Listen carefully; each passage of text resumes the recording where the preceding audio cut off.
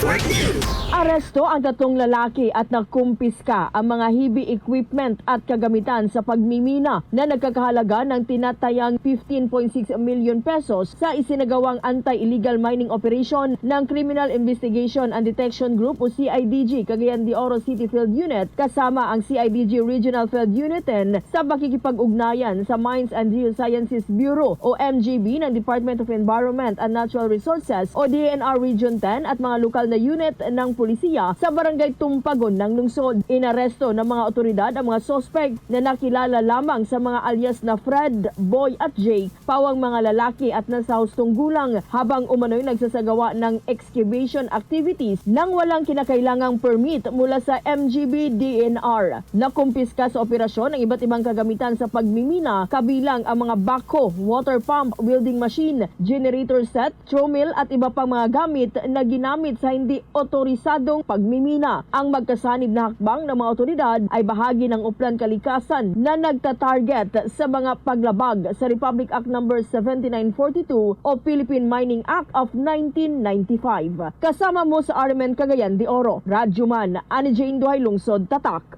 RMN.